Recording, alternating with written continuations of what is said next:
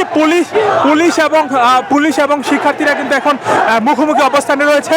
এই মুহূর্তে পুলিশের যে নিরাপত্তা বেষ্টনী ভেঙে কিন্তু জগন্নাথ বিশ্ববিদ্যালয়ের শিক্ষার্থীরা সচিবালয়ের ঠিক সামনে চলে গেল। আমরা সচিবালয়ের সামনে পুলিশ সতর্ক অবস্থানে রয়েছেন, ঠিক এই পাশেই জগন্নাথ বিশ্ববিদ্যালয়ের শিক্ষার্থীরা তাদের মিছিল নিয়ে আসছেন। আমরা একটু দেখানোর চেষ্টা করব আপনাদেরকে।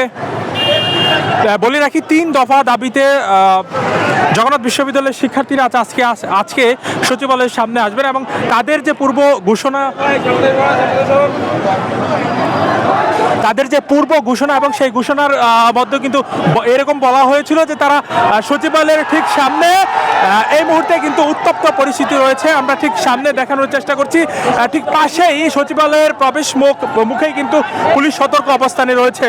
আমরা প্রবেশ টাইমে আপনাদের দেখানোর চেষ্টা করছিলাম। বলে রাখি যে পুলিশ কিছুক্ষণ আগে কিন্তু আমাদের সাথে কথা বলেছেন এবং পুলিশের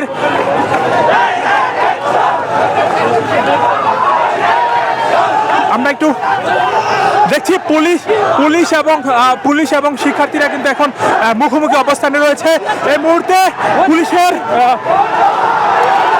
যে নিরাপত্তা বেষ্টনী ভেঙে কিন্তু জগন্নাথ বিশ্ববিদ্যালয়ের শিক্ষার্থীরা সচিবালয়ের ঠিক সামনে চলে গেল। আমরা দেখাচ্ছিলাম আপনাদেরকে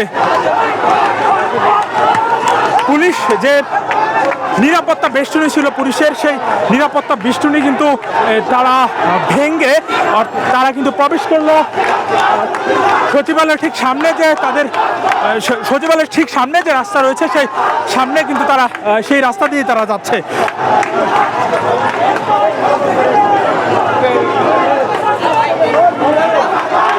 আমরাও শিক্ষার্থীদের সাথে সাথে যাচ্ছি এবং এখানে বলে রাখি তাদের 3টি কর্মসূচি বা 3টি দফা দাবি আছে। একটু কথা বলতে চাই আপনাদেরকে, একটু কথা বলো। আপনাদের ঠিক 3 দফা দাবি কি?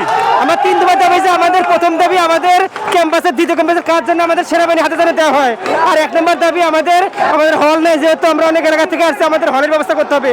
আর 3 নম্বর যতদিন হল না হবে ততদিন আমাদেরকে 70% দিন আমাদের খরচ দিতে হবে। আজকে এখন কি করবেন? এখন আমরা যাচ্ছি আমাদের এই 3টা দাবি নিয়ে আমরা তুলে ধরবো প্রশাসনের কাছে। 3টা দাবি নিয়ে আমরা তুলে ধরবো। এই দাবি আদায় না করবেন তোমরা যাবো না এখান থেকে। ওকে, ঠিক আছে। সচিবালয়ের সামনে অবস্থান করবেন? হ্যাঁ। ওই যে জগন্নাথের গুলি খাওয়া অনেক ভাই আছে পিছন ওনার এই করতে আগের হাইলাইট হয় যে এই রিক্সাটা আজকে না মানে ওই যে রুশমা আন্দোলন উনি তো জগন্নাথের ব্র্যান্ড হাইলাইট টপ লেভেলের হাইলাইট ওই পিছনের রিক্সা। সচিবালয়ের ঠিক সামনের গেটে আমরা এখানে এসে পড়েছি। শিক্ষার্থীরা কিন্তু পুলিশের যে নিরাপত্তা বেষ্টনী রয়েছে সেটি ভেদ করে তারা এই সচিবালয়ের দিকে এসেছেন এবং ঠিক সচিবালয়ের সামনে আমরা এখন আছে। এখানে কিন্তু অনশনরত যারা শিক্ষার্থী রয়েছেন তারা দেখতে পাচ্ছি তারাও কিন্তু এখানে এসেছেন। এই যে তাদের যে 3 দফা দাবি, সেই দাবি আদায়ের লক্ষ্যে তারা এসেছেন।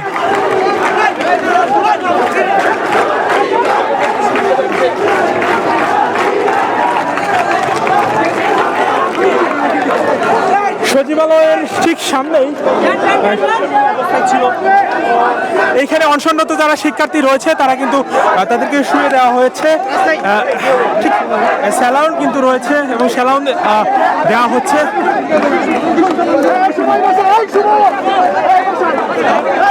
তারা কিন্তু শুয়ে পড়েছেন দেখতে পাচ্ছি। এখন আমরা ঠিক সচিবালয়ের সামনে এই মুহূর্তে রয়েছি।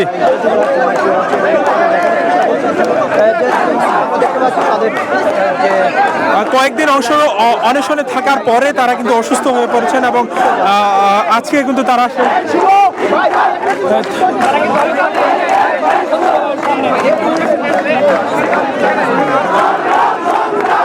দর্শক সচিবালয়ের ঠিক সামনে আমরা এই মুহূর্তে রয়েছি। পুলিশ কিন্তু সতর্ক অবস্থানে রয়েছেন। সচিবালয়ের ঠিক পাশেই গেটের পাশে কিন্তু পুলিশ সতর্ক অবস্থানে রয়েছেন এবং শিক্ষার্থীরা কিন্তু এই পাশে আন্দোলন করছেন। একটু বলে রাখতে চাই আপনাদেরকে যে 0 পয়েন্টে যে বেষ্টনী নিরাপত্তা বেষ্টনী ছিল পুলিশের, সেটি কিন্তু ভেদ করে ধাক্কা দিয়ে তারা কিন্তু চলে এসেছে সচিবালয়ের একদম ঠিক গেটের সামনে। আমরা আরও এখানে যারা শিক্ষার্থী রয়েছে তাদের সাথে কথা বলতে চাই। আন্দোলনের প্রেক্ষিতে 3 দিনের আলটিমেটাম, মানে ওরা আমাদের 3 দিন সময় বেঁধে দিয়েছিল যে 3 দিনের মধ্যে আমরা একটা সিদ্ধান্ত জানাবো আপনাদের, কিন্তু এখন 2 মাস চলে যাচ্ছে। ওরা মানে যে প্রতিশ্রুতি দিয়েছিল আমাদের, তার কোনো কার্যক্রম এখন তারা করতে পারেনি। এবং আমাদের জানুয়ারি থেকে অস্থায়ী আবাসন করার একটা প্রকল্প হাতে নিতে চাইছিল, কিন্তু ওরা জাস্ট আশ্বাস দিয়েছে আমাদের, কিন্তু এখন পর্যন্ত কোনো বাস্তবায়ন করবে এরকম কিছু মনোভাব ওরা এখন পোষণ করেনি আমাদের সামনে। আজকে আপনাদের কর্মসূচি কি?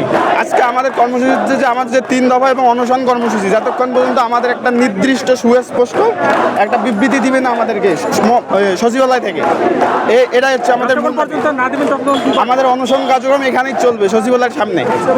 ঠিক সামনে দিয়ে রাস্তা তো মানুষ যাতায়াত করতে পারবে না, মানুষের একটা ভোগান্তি তৈরি হবে। কিন্তু ওরা ভোগান্তি, কিন্তু আমাদের যে একটা প্রতিশ্রুতি দিয়েছিল, আমাদের বিষয়টাও তো দেখতে হবে। তারা এইখানেই, আমরা আন্দোলন করছিলাম এইখানেই, উপদেষ্টার বের হয়ে আমাদেরকেও ফিরে যেতে বলছে এবং 3 দিনের সময় বেঁধে দিয়েছিল, কিন্তু তারা তো কথা রাখতে পারেনি। আমাদের তো দেয়ালে পিঠ থেকে গেছে। ঢাকাতে আমরা আবাসন ছাড়া থাকি, আমাদের প্রতি মাসে 8 থেকে 10,000 টাকা খরচ হয়। আমাদের জগন্নাথে অনেকেই প্রত্যন্ত অঞ্চল থেকে উঠে যাচ্ছে, এখানে তাদের 8-10 হাজার টাকা দিয়ে ব্যয় চালানো, আবাসন বা খাওয়া দাওয়া সহ ব্যয় চালানো সম্ভব না। অনেকেই কি করে, বিভিন্ন ধরনের কাজ করে বা অফিসে কাজ করে, পার্ট টাইম জব করে চালায়। এভাবে তো আসলে পড়ালেখা সম্ভব না। দক্ষ মানব সম্পদ তো এভাবে কোনোদিনই হতে পারে না। আমাদের মৌলিক যে অধিকার, আমাদের আবাসন, আমাদের যে ফেসিলিটি, কারো কাছে স্বপ্ন পূরণ, কারো আনন্দের উপলক্ষ, আবার কারো জীবন পাল্টে দেওয়ার মুহূর্ত, কখনো জীবন বাঁচাতে সর্বোচ্চ গতিতে উড়ে চলা, কারো আবেগের শেষ মুহূর্ত, আপনজনের শেষ বিদায়ে সামিল হওয়া। এমন সব ইচ্ছে পূরণে সর্বনিম্ন ভাড়ায় দ্রুতগতির বাহন প্রবাসীর হেলিকপ্টার। আপনার প্রয়োজনে যোগাযোগ করুন আমাদের হটলাইনে।